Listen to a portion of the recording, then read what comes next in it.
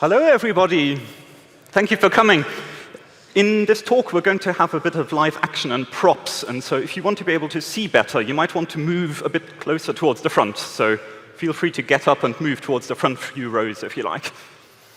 So I hope you're having a great Strange Loop. My name is Martin Kleppmann. And I'm Vasile. We're both researchers at the University of Cambridge in the computer lab. Our work mainly involves end-to-end encryption. And even though that's been around for decades, it's only now starting to make its way into the mainstream with messaging apps like Signal or WhatsApp, which have actually started using Signal's protocol. So this is part of a project we call True Data. And you can see that we're cool because we spelled true with a V instead of a U. Just kidding, we're not cool at all. What we're trying to do in this is bring end-to-end encryption to a much larger range of applications. So we have it for instant messaging and email and stuff like that, but actually, what if we could make something like Google Docs end-to-end encrypted so that we don't have to trust Google servers? That's the kind of thing we're thinking about here. So it's still at a very early stage, and if you want to find out more about the project, you can find some information at truedata.org. So when someone tells you their application is secure, what they really mean is they're running HTTPS, so that's running HTTP over TLS or SSL, which what it truly does is make the end-user devices trusted and also the server. All of these see the data in an unencrypted form, and while it's in flight, it's encrypted. The internet then is treated as a big unknown with unspeakable forces of evil. So you can imagine you're connected to a coffee shop Wi-Fi hotspot, and you want to go onto your mobile banking app. So you're fairly sure that nobody's going to steal any money from you while you're transferring money across devices, because even though the coffee shop owner and others can see your internet packets flowing through the router, they won't really be able to interfere with them. Now, we put all this data into the cloud, but just a friendly reminder, there is no actual cloud, it's just someone else's computer. And when you're using stuff like Google Docs, Evernote, Facebook, or any other web app, what you're really doing is trusting these service providers with your sensitive information. So, sorry. We do not want to place this much information into these service providers, because what you really expect from them is to protect your sensitive information, to not allow any unauthorized access to it. What we really want with end-to-end encryption is ciphertext all throughout, from the end-user device to another end-user device, and the servers cannot see the text. This way, we treat both the servers and the internet as untrusted. The best example to start off with would be PGP, which attempts to encrypt emails and files. It's been around since the 80s, but it's very well known for its usability problems. We won't go into the very deep details of how it works, but we'd like to talk a bit about the basic cryptographic primitives it uses. So the best one to start with would be RSA. Again, we will gloss over the mathematical details, but we want to make sure we all understand each other on the mathematical notation. So now, first of all, you might be familiar with the concept of public and private key cryptography. We've seen that a lot, and RSA is one of the examples that uses it. Now, when I say we choose DPRIV, meaning the private key, and DPUB, D is actually supposed to mean Diana's private key and Diana's public key, just so we're certain. We choose these numbers such that in certain mathematical sets, when we multiply them, they give the result 1. So according to exponentiation and modular arithmetic, when we take a number m and we raise it to the power of DPUB, my public key, and then raise this result to the power of DPRIV, what it really means is we raise the m to the power of DPUB times DPRIV, and those multiplied are 1, so we get back the message. The good part about RSA and why it really works is this exponentiation is really very hard to reverse. Thank you. So it would take actually millions of years for someone to calculate once you've taken m to the power of dpub. Even if they know dpub, it's very hard for them to get m back. They would really need to know dpriv. So we keep our dpub public and private. You want to keep your dpriv private. Now, let's look at how PGP actually uses this. Usually when people talk about cryptographic algorithms, they talk about Alice and Bob, but we're not Alice and Bob, so we're going to talk about Diana sending an encrypted and signed message to Martin. In order for me to encrypt this message, what I really do is take a hash of it and raise it to the power of dpriv, my private key. I then send it along to Martin together with the actual message. On his end, he can check that the signature equals the hash of the message. What he really does is take the actual signature, raise it to the power of my public key, because that's public, he knows that, and he gets this number, which is supposed to be the hash of the message. He then takes the message and hashes it and checks that the two match. If they do, he's then content that I actually authored the message and can be sure nobody else wrote it. So we'd like to make this a bit more tangible by actually acting out on stage. So we'd like to do a live demo, and not a live demo on computers, but a live demo with live human beings. And for this, we'd like to welcome my friend Sam Stokes to the stage, please.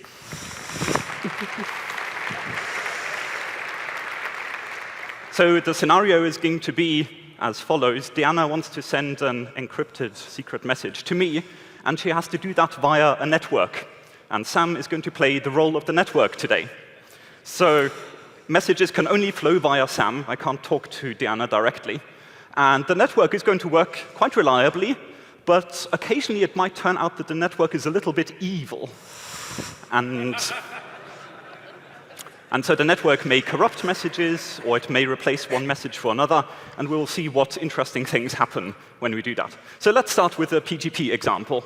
So as we said, each person running PGP has some key pairs. There's a public key and a private key. In my case, my name is Martin, so my public key is mpub, my private key is mpriv, and I also have Diana's public key, because that's publicly known. On Diana's side, she has her own public key, her own private key, dpriv, and she has my public key in red. And finally, Sam has both of our public keys, because he can just find them on the internet. So now let's run through this protocol that we had on the slide as well. So let's say Diana wants to send this encrypted message. Diana already explained how the signature works. Let's go through the encryption. So to encrypt, she first picks a random number k, just generates that randomly, and she then uses a symmetric cipher to encrypt that signature and the message under that key k. So a symmetric cipher is not the private public key type, but one where the sender and the recipient need to know the same key, k. So AES would be an example of a symmetric cipher, for example. And so once the message is encrypted under this k, using EK, you get C, which is the ciphertext. And now Diana has to send that ciphertext along with an encrypted version of k to me.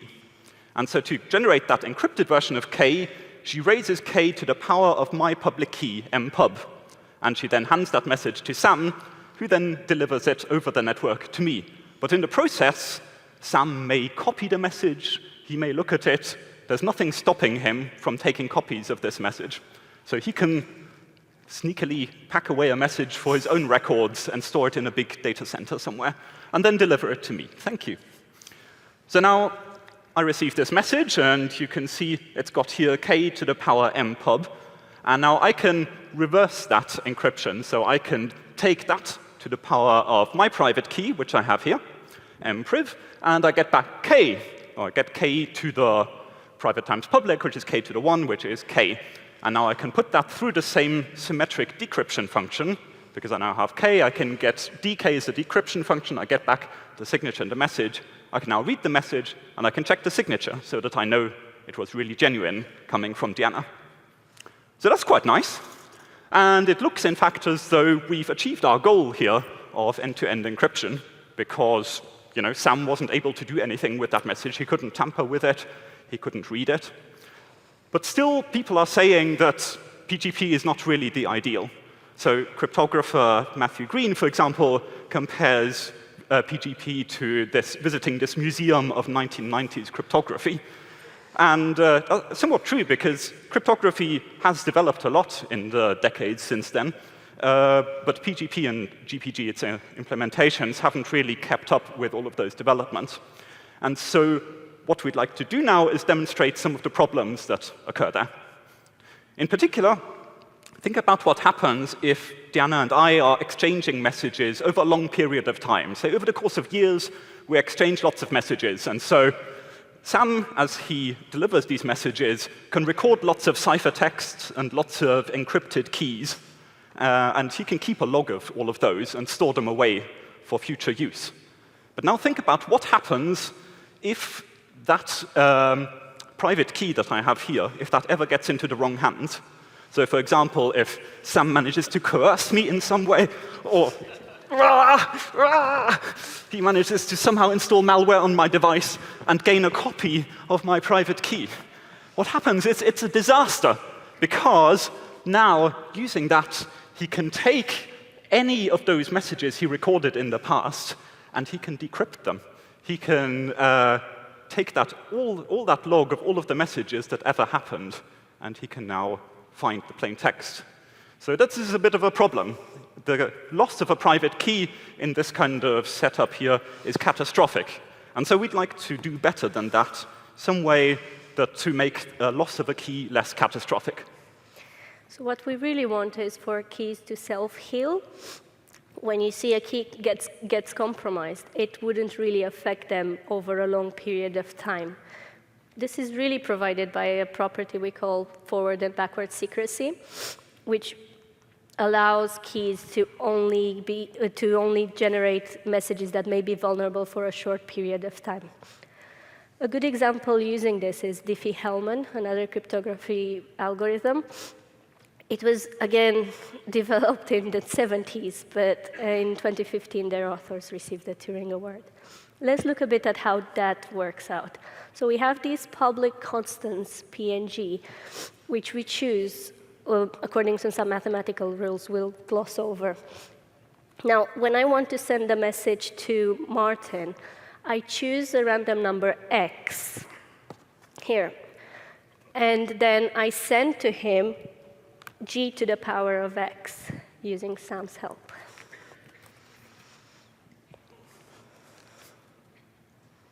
Thank you, Sam. Now, when Martin gets my g to the x, he knows it's time for him to start the protocol, so he chooses his y, again, a random number that he keeps secret, and then sends to me back g to the power of y.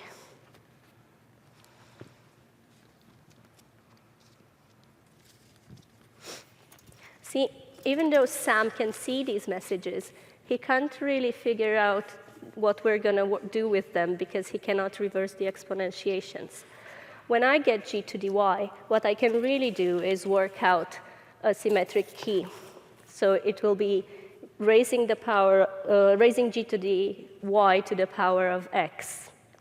Martin can do the same on his end, and because the operations are commutative, we get the same key. Now, if I want to send an encrypted message to Martin, I just use the symmetric cipher we just created and send it. And he can then decrypt it on his end using our common shared secret K. So this is all nice and good. We can see that it gives us a way to send messages to each other, again, securely over the network. But it doesn't really yet provide forward secrecy, does it? What we really want is for us to roll forward the keys. And we can do this because we choose this X and we choose the Y. And then once we've calculated our key, we can actually discard the x and the y. So you can imagine in this context, I've chosen my x1, sent g to the x1 to Martin. He's chosen his y1, sent it to me. We generated the key. And then when I receive it, I can generate the next number along. So I can generate x2 and get a k2 back. And the only difference is, together with my encrypted message, I'd be sending g to the x2 to Martin, so he can calculate the key to him, and so on and so forth. This is actually called a ratchet, and it's used in some protocol. It's used as a base in some protocols like Signal and WhatsApp. So as we've described it so far, DiffieHellman is really excellent because it allows us to do this key establishment without having to agree on any private key in advance. But there's still a problem here, well, two problems actually, with DiffieHellman that I'd like to talk about. The first one is, what happens if Diana wants to send me a message while I am offline? And so if you recall the way that we described the protocol just now, Diana sent me g to the x, I had to reply with g to the y, and only then Diana could compute that k in order to encrypt the message and send it to me. So that requires me to be online for her to even send a message. That's a bit annoying if the devices that are communicating are, say, mobile phones, which are offline all the time. It's not a big deal if it's a client talking to a server when the server is always online. But with mobile devices, we have to think about this offline problem. Fortunately, there's quite a simple solution to this problem, and it's called Prekeys, and it's used, again, in Signal and WhatsApp, for example. And it's based on the observation that this g to the y that I computed doesn't actually depend on Diana's g to the x in any way. So I can do this computation of g to the y ahead of time. So I can calculate a supply of random numbers y and keep them secret, and I can calculate g to the y for all of those, and I can upload them all to a server, and the server can store them on my behalf. And since these g to the y are not private, it's OK for the server to see them. And now when Diana wants to send me a message, as before, she chooses a random x, but then rather than sending g to the y directly to me, g to the x to me directly, she downloads one of my g to the y's from the server. And then she can actually immediately calculate this shared key k by taking the value from the server, exponentiating it to the power of her secret value x, and then send me the message encrypted under that k straight away, and send along with it g to the y, g to the x. And if I'm still offline at that point, that's OK. That can sit on a server again. But there I have all of the information. When I come back online, I can fetch that g to the x and the encrypted message from the server. I can calculate k from the g to the x and the y that I saved previously, and thus I can then decrypt the message. So this is quite nice. It allows the messaging to work while offline. The other problem with DiffieHellman is a bit more tricky. And that is, if you look at this, we've moved back to the traditional form of DiffieHellman here, so g to the x, g to the y, as before. In this protocol here, there's nothing ensuring that it's actually really Diana and Martin talking to each other. So there's the risk here of what is called a man-in-the-middle attack. And that works as follows. You can imagine when Sam, the network, is talking to Diana, he can pretend to be me. And without any authentication of who's really going on, he can impersonate me quite convincingly. And Diana will happily do a key exchange with him. And on my side, similarly, when he's talking to me, he can pretend to be Diana. And I wouldn't know any difference than that I'm talking to Diana here. So let's look at how that actually works in terms of mathematics. In terms of mathematics, we start as before. Diana chooses a random x, calculates g to the y, sends g to the y over the network. But now, calculates g to the x, sends g to the x over the network. But now, the network, rather than delivering that g to the x to me, Sam actually keeps that for himself. And what he does is instead, he calculates his own random value w in orange, and he calculates g to the w. And g is public, so that's easy for Sam to do. And now he forwards g to the w on to me. And so when I receive this from Sam, it looks to me exactly like a message from Diana, because I wouldn't be able to tell the difference. And likewise, Sam takes that g to the w and also delivers it to Diana. And to Diana, this looks like my reply. It looks like my G to the Y. However, see what happens now. So when I receive this G to the W from Sam, I think, oh, it's a request for a key exchange coming in from Diana. So I'm going to do the usual. I'm going to calculate a random Y. I'm going to do G to the Y as before. And I'm going to send G to the Y over the network towards Diana. But now again, Sam does not actually deliver it to Diana as he's supposed to. Instead, he keeps it once again. And remember, he previously sent G to the W to Diana. So Diana already thought that was my response. Now, look at what happens here. So I receive G to the W from Sam. And as part of the usual DiffieHellman protocol, I took it to the power of my secret Y. And so I calculate this K2, which is G to the power WY. On Diana's side, she received G to the W from Sam, calculates that to the power of her secret X, and now she gets a key K1, which is G to the XW.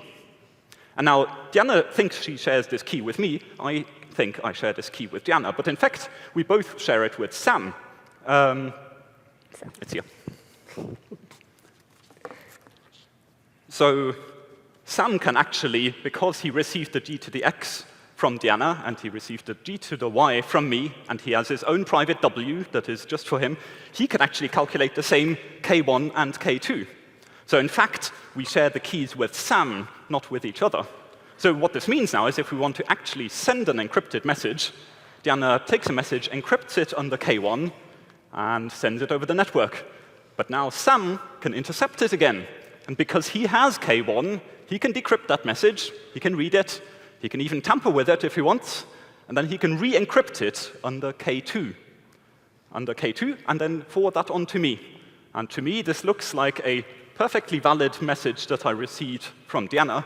I wouldn't know that, in fact, Sam has tampered with the message and read it along the way. So this is a really big problem, and in the rest of this talk, we'd like to talk about some of the solutions we have for solving this man-in-the-middle problem. But first, can we say thank you, please, to Sam for being our excellent, evil man-in-the-middle?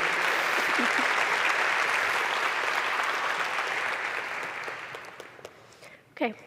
So one of the ways to actually solve this problem is to do an authenticated key exchange.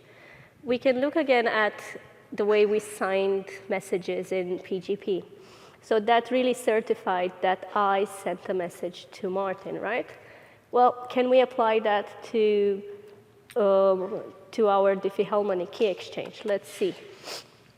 Oh, before I move on, I need to mention what, in our case, what we really see is a cryptographic proof that I authored the message, I, myself, owner of the proof, or even someone who knows the proof. Let's look again at DiffieHellman. We choose our X's and our Y's. We create our secret key K. And now I want to also append a signature to my message before sending it. Please note, this is just a way for us to demonstrate how we would append signatures, but it's actually broken, so don't try it at home. I now hash my message, raise it to the power of the proof, and then encrypt the message appended with the signature and send it along to Martin. He can decrypt it on his end, just like normal, check that the signature matches the hash of the message. That's all good, right? But it doesn't really authenticate the key exchange per se, because the key exchange can still be man-in-the-middle by Sam. This is really a problem with what we mean by authentication. In real world, well, we're talking now to you. We're on the record. We're being live captioned and recorded. We really have to take care of what we say, not to offend anyone, not to say anything stupid. But it's a completely different story if you're coming tonight at the bar and you talk to us. We won't be recorded. It will be an off-the-record communication. So while you speak to us, we may be more frank, more honest about our opinions on cryptography or anything else for that matter. We may say something stupid. And when you want to tell someone what we've said, unless you've recorded us, in which case we won't be very happy, you can't really prove to anyone that we really said it. What you can say is word of mouth, and your friends may choose to believe you, or they may choose to think you're telling lies. This really applies to the cryptographic algorithms we're showing here. With digital signatures, what you get is that cryptographic proof that I authored the message. And absolutely anyone who knows my public key can check that I authored the message. In the case of contracts, that's nice and fine, because you want a permanent proof that I signed something, and you want that to be on the record forever. But what happens if you want that for informal chats? You still want to know who sends you messages, but you don't want someone to be able to show the outside world what you've said. So you want this property of deniability. Can we really achieve that? One way we can do that is with something we call message authentication codes. We're showing here the hash-based version of it. What message authentication codes actually mean is we take a message and we hash it. As you can see, in this case, we hash it twice, and that's because of otherwise we'd be leaving ourselves open to some vulnerabilities.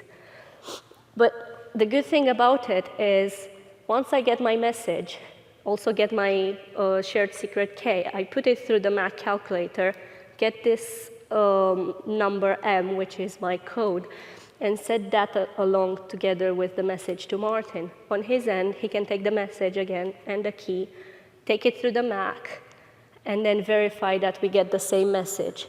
Because we're in a two-way conversation, and both of us know the shared secret, when he receives a message that's been authenticated with a Mac code, what he really knows is someone with the knowledge of K has authored this message. That's nice and fine for him because he knows he did not write that message. So in this case, it could have only been me. So that's one way of authentication. But even if he turns evil and wants to show the world what we've been talking about, there's absolutely no cryptographic way for him to show that it was actually me and not him who said the offending message. So just to recap, digital signatures, you want that for things like contracts. You want to certify that only someone who knows the private key has written the message, and anyone else can check it. Whereas with HMAC, we get both authentication and deniability. We know that only the person who shares the secret key has written the message, and only someone who knows this key again can verify that it's been written by it. So that's it. So we were talking earlier about this problem of the man in the middle on the DiffieHellman key exchange. Now that we've covered digital signatures and HMACs, we can talk about how this would actually work. So let's talk first about the actual message sending part of it. So this is exactly like Diana just described. You would encrypt, once you have established some shared secret K, you can encrypt a message under that K. The ciphertext C is sent over the network along with an HMAC under K, along with this authentication code. And that proves that the message has not been tampered with and that the message came from someone who knows K. So that helps authenticating this particular message. I can, on my side, when I receive it, check it and decrypt the message, given that I know K. But it still boils down to this problem of needing to securely establish this shared secret K in the first place. So I'll run through an algorithm that does precisely this. So this is an extended version of DiffieHellman. It's called the Sigma protocol, which stands for Sign and Mac. It's something that's used in the OTR chat protocol, the off-the-record chat protocol, for example. I believe it's also used in some IPsec VPN networking key exchanges. So this is something that is actually used in practice. It's a bit more complicated, so I won't go into all of the detail of exactly why it works, but I'll just give you the flavor of how it works. So we start in the familiar way. You've seen the drill by now. Diana chooses a random x, sends g to the x over the network to me. I choose a random y, and I calculate g to the x that I got from Diana to the power of my y. And then I hash it in order to derive the secret k. So now this is where we bring in the authentication part. Now, I don't just send g to the y back, but I also send some additional stuff. I send my public key, mpub, and then I send this slightly more complicated expression. So I take the g to the x that I received from Diana, I take the g to the y that I'm sending back to Diana, and I take my public key. I concatenate all of those, so that double line there means concatenation. I do an HMAC over all of those under this k, because I calculated the k just 2 lines above. And then finally, I sign that HMAC under my private key. So it's not really obvious why this works, and we don't have time to go into the details, so I think you'll just have to take my word for it and read the paper if you want the full detail. It's referenced at the end. I send that over to Diana, and Diana can now check the signature, because she has my public key, and she can also check the HMAC. Well, first, before she can check the MAC, she has to calculate k, but she can do that given the g to the y that was sent. Now she can calculate k, she can check the HMAC, and then she can respond herself, because so far Diana hasn't yet proved to me that she's actually the right person. So now she sends her public key and a similar HMAC and then sign construction back over to me. And so this I can then check. I can verify using that public key that it matches the signature, and I can check that the HMAC matches the k that I derived previously. And if all of these checks succeed, then we know that k is shared only by the two of us, and that there hasn't been any man in the middle. So this is great, and this works.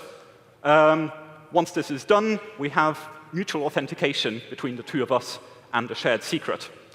But there still remains this elephant in the room question: do we actually have the right public keys for each other? Because that is unfortunately the problem with a lot of these cryptographic systems, that humans can't really remember public keys very well, because they're like yay long and consist of lots of hex or base 64 digits. And they're not really convenient to exchange. You can't even print them on a business card very easily. People don't like comparing strings of hex numbers, definitely not typing them into a computer. So you need some kind of key distribution system whereby, for example, I can look up Diana's email address and find her public key. And Diana can look up my phone number and find my public key. And so we call this a public key infrastructure. And you've already used this if you've ever set up a server, an HTTP server with SSL support. You will have generated a private key and then bought a certificate from a certificate authority, or maybe used Let's Encrypt if you're new and fancy. And what you've done there in this process is established a binding between your domain name and your public and private key pair. So what the certificate authority does is it checks that you, the owner of this public key, are also the owner of this domain name. And if that check is successful, the certificate authority signs this declaration saying that the key and this domain name belong together.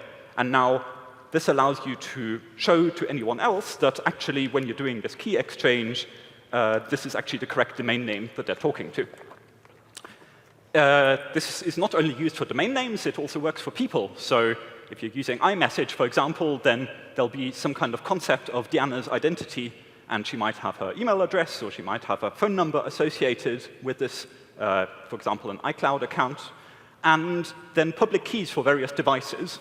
And so these are all held together in some kind of binding. And there are a few ways of implementing this kind of binding. So I mentioned certificate authorities already, which, as I said, is used for DNS domain names. It's also used for client certificates to identify people sometimes. So I believe, for example, the Estonian government has a system of ID cards which is used by a lot of government websites and utility websites, where every citizen can prove their identity using a TLS client certificate. So this stuff is sometimes used in practice. Then the next option is to have some kind of key directory, which is basically a database where you can query by an email address or a phone number and get back the public key. And this is the model on which iMessage and Signal and WhatsApp are based. Keybase is doing kind of an interesting variation on this model. And then finally, well, there's always the option of checking things by hand. So with PGP, people got very excited about this idea of a web of trust, where you would have key signing parties where people check each other's passports and then sign each other's keys, and then there would be some kind of mutual trust relationship between everyone involving manual checking of fingerprints. That's kind of a neat idea, though I can't really imagine anyone other than a very geeky group of people actually going to that effort of checking fingerprints. So in practice, it seems like certificate authorities and key directories are a pretty sensible way of implementing this binding between some kind of human-friendly identifier and a public key. However, the problem with these authorities and these directories is that you have to trust them, because, again, it's the certificate authority that is issuing this binding, and the whole system only works if you trust that the certificate authority is doing this correctly. And likewise, with the key directories, if somebody manages to convince Apple or manages to hack into Apple and add a new public key to somebody's account, or the same, of course, for any other of these encrypted systems, well, the whole thing falls apart, because then that person can identify as, the attacker who registered that public key can now identify as a particular person and just do anything. So we need, when we have these kind of authorities, we need some kind of ways of keeping them honest. And there are a few interesting pieces of work happening in this area. So Google is pushing this project called Certificate Transparency, which handles the certificate authority case, where certificate authorities need to issue, or need to register in a log all of the certificates that they issue, and this provides then a publicly checkable audit trail of what certificates have been issued, and if any fraudulent certificates are issued, or any accidental misissued. So if somebody gets a certificate for a domain name they don't actually own, then that will actually show up in a record. And so this doesn't prevent bad behavior of certificate authorities, but at least it keeps them accountable and allows the public to check if something has gone wrong here. Keybase, as I mentioned, has this interesting thing of proving ownership of social media usernames using proofs. I don't know how well that will take off in general beyond the geeky early adopter audience, but it's an interesting idea. One thing we're exploring, and in fact Diana is working on in her research, is to use gossip protocols for exchanging key material under the assumption that then it becomes harder for an attacker to totally compromise a system, at least without being noticed. So they would have to then, you can use the gossiping as a kind of back channel to check whether some key directory or some certificate authority really is being honest. So let's recap. We've covered a lot of stuff here. We talked initially about PGP, which, as we discussed, has usability problems, but also more fundamentally has this problem that any key compromise is catastrophic. Anyone who gets hold of a private key can decrypt all messages, past and present and future. So we talked about DiffieHellman and ratcheting, key ratcheting as a way of providing forward and backward secrecy. That DiffieHellman is quite nice, but there were some problems to solve there as well. The first one was the problem of sending a message to someone who's offline, for which we had the quite neat and simple solution of Prekeys. The bigger problem is that of man in the middle. We didn't have authentication. So we talked about the Sigma protocol for doing an authenticated DiffieHellman key exchange. But all of those things still rely on some way of actually knowing the correct public key for someone. And of course, PGP already had that problem as well, and it's looking like that problem is not really going away. As we said, there's some kind of attempt to keep authorities honest. There are other problems, like what happens if somebody loses their private key, loses their phone? How do they recover from this situation in some way that actually doesn't compromise the security of the entire thing? But I'm afraid that might have to be a topic for another talk, because we are getting short of time now. So I will leave you with 2 pages of references of there's actually really good reading material there. We've put this on the website already. I'll tweet a link to the slides, and then you can find nice links to all of these. Finally, can I just insert a little advert break here? So this book that I've been working on for far too long and is now almost finished, but not quite, I will be giving away some preprint copies of the first few chapters tomorrow at noon at the O'Reilly booth downstairs by the main entrance. So if you'd like to come past, you can find it, or otherwise you can find it online at dataintensive.net. So thank you very much for coming to a talk. I hope you got some ideas about how these cryptographic protocols work and how they can fail in interesting ways.